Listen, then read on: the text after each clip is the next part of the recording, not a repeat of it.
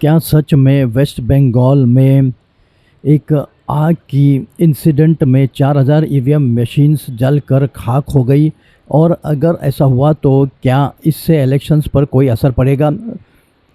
सबसे बड़ी बात, अब इस मामले की जांच के लिए एसआईटी यानी स्पेशल इन्वेस्टिगेशन टीम बना दी गई है। आखिर पूरा सच क्या है? वेस्ट बंगाल में एक स्टोरेज फैसिलिटी में लगी भयानक आग ने पूरे स्टेट के डिस्कशन का माहौल बना दिया है।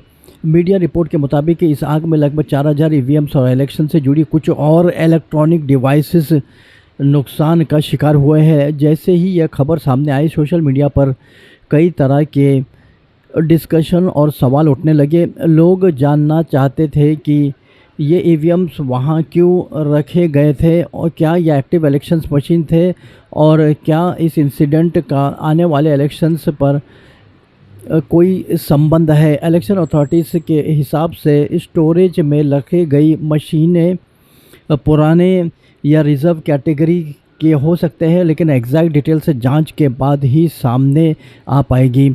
इस मामले की इम्पोर्टेंस को देखते हुए अथॉरिटीज़ ने स्पेशल इन्वेस्टिगेशन टीम यानी एसआईटी का टीम बनाया है। एसआईटी का इम्पोर्टेंस ऑब्जेक्टिव ये पता लगाना है कि आग किस वजह से लगी। क्या ये एक एक्सीडेंटल फायर थी?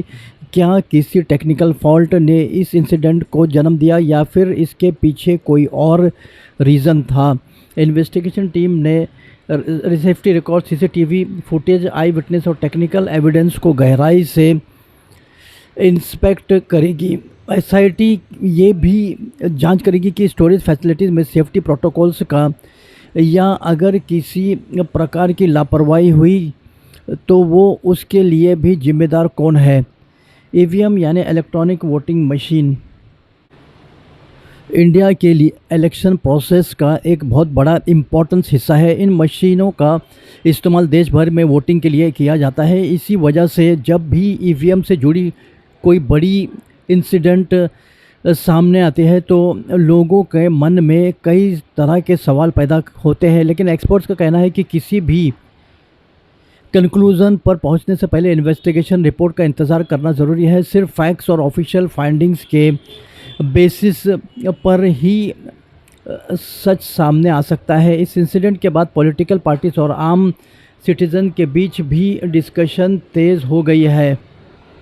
कुछ लोग इसे ट्रांसपेरेंसी मांग कर रहे हैं, तो कुछ लोग पूरी जांच के बाद ही किसी कंक्लूज़न पर पहुंचने की बात कर रहे हैं। सोशल मीडिया पर भी इस इंसिडेंट को लेकर कई थियरीज और क्लेम्स वायरल हो रहे हैं, लेकिन एक्सपर्ट्स सलाह देते हैं कि बिना वेरिफिकेशन के किसी भी जानकारी पर भरोसा नहीं करना चाहिए। फ़िलहाल सबकी नज़रें एसआईटी पर टिकी हुई है। आने वाले दिनों में क्या रिपोर्ट आएगा और क्या पता चलेगा कि असली रीज़न क्या था और ईवीएम्स को कितना नुकसान पहुंचा है। जब तक इस स्पेशल इन्वेस्टिगेशन टीम की रिपोर्ट पूरी नहीं हो जाती, तब तक किसी भी अफवाह पर या अनऑफिशियल रिपोर्ट या न्यूज़ पर जानकारी से बचना ज़रूरी है। आपका इस मामले पर क्या सोच है? क्या आपको लगता है कि एसआईटी इन्वेस्टिगेशन पूरा सच सामने लेके आ रहेगी? अपनी राय कमेंट सेक्शन में ज़रूर बताएं।